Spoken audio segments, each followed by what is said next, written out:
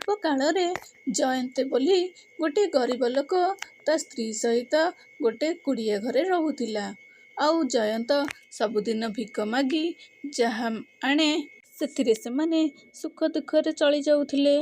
ଦିନେ ଜୟନ୍ତ ବୁଲି ବୁଲି ଥକି ପଡ଼ିଲେ ମଧ୍ୟ ତାକୁ କେବଳ ଗୋଟେ ମୁଠା ଚାଉଳ ହିଁ ମିଳିଲା। ଘରେ ତାକୁ ତା ସ୍ତ୍ରୀ କହିଲା, ଆଉ ତ ଚାଉଳ ନାହିଁ, ଗୋଟେ ମୁଠା ଚାଉଳକୁ ମୁଁ କେମିତି ରୋଷେଇ କରିବି? ସେତିକିବେଳେ ଆରେ କାହାର ଡାକ ଶୁଭାଗଲା। ଜୟନ୍ତ ଦେଖିଲା ଜଣେ ସାଧୁ ବାବା ଭିକ ମାଗୁଛନ୍ତି। ଜୟନ୍ତ ଆସି ସେ ଚାଉଳକୁ ସାଧୁ ବାବାଙ୍କୁ ଦେଇଦେଲା। ସାଧୁ ବାବା ତାକୁ ଗୋଟେ ପାତ୍ରଟି ଦେଇ କହିଲେ, ପୁଅ, ଏ ପାତ୍ରଟି ରଖିଥା, ତୋର ଦରକାର ବେଳେ କାମରେ ଆସିବ।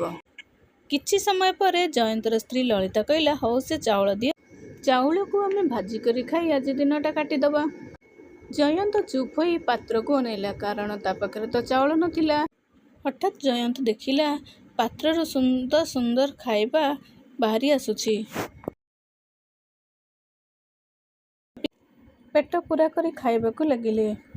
ଦିନେ ଜୟନ୍ତ ଭାବିଲା, ଆମ ପରି ତ କେତେ ଲୋକ ଭୋକ ଉପାସରେ ରହୁଥିବେ, ଆମେ ତାଙ୍କୁ ଡାକି ଭଲରେ ଖାଇବାକୁ ଦେଲେ ଭଲ ହେବ।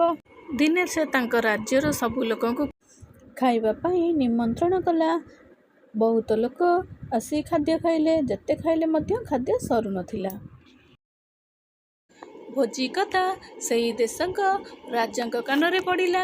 ରାଜା କହିଲେ, ଜଣେ ଗରିବ ଭିକ୍ଷା କରୁଥିବା ଲୋକର ଏତେ ଧନ କେଉଁଠି ଆସିଲା ଯେ ରାଜ୍ୟ ସାରା ଲୋକଙ୍କୁ ସେ ଖାଇବାକୁ ଯୋଗାଇ ପାରୁଛି?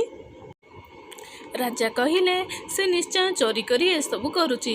ଯାଅ, ପ୍ରହରୀମାନେ ତାକୁ ଧରି ନେଇ ଆସ ମୋ ପାଖକୁ। ରାଜାଙ୍କ ଆଦେଶ ଶୁଣି ପ୍ରହରୀମାନେ ରାଜାଙ୍କ ପାଖକୁ ଜୟନ୍ତକୁ ନେଇ ଆସିଲେ। ରାଜା ଜୟନ୍ତକୁ ଏତେ ଖାଇବା କୋଉଠୁ ଆଣିକି ଦେଲା ବୋଲି ପଚାରିବାରୁ ଜୟନ୍ତ ସବୁ କଥା ରାଜାଙ୍କୁ କହିଲା। କିନ୍ତୁ ରାଜା ତା କଥା ବିଶ୍ୱାସ କଲେନି। କହିଲେ, ଏହା ମିଛ କହୁଛି ଓ ଚୋରି କରି କେଉଁଠାରୁ ଆଣିଛି ଭାବିଲେ।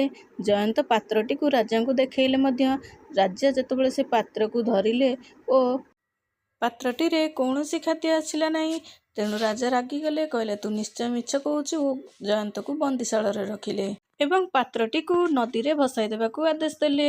ଏହା କରିବାରୁ ରାଜ୍ୟରେ ବର୍ଷା ନଥାଇ ମଧ୍ୟ ବନ୍ୟା ଦେଖାଗଲା। ରାଜା କିଛି ଉପାୟ ନ ପାଇ ପୁରୋହିତଙ୍କୁ ଡକାଇଲେ ଓ କାରଣ ପଚାରିଲେ।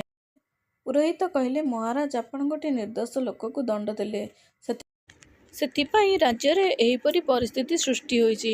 ଆପଣ ସେ ଲୋକଟିକୁ ଛାଡ଼ି ଦିଅନ୍ତୁ ଓ ତାକୁ କ୍ଷମା ମାଗନ୍ତୁ ଓ ତାକୁ ଧନ ସମ୍ପତ୍ତି ଦିଅନ୍ତୁ, ଯେପରି ସେ ସାରା ଜୀବନ ଖୁସିରେ ରହିବ। ରାଜା ତାଙ୍କର ଭୁଲ ବୁଝିପାରିଲେ ଓ ଜୟନ୍ତକୁ ସସମ୍ମାନେ ତାର ଘରକୁ ପଠାଇଲେ।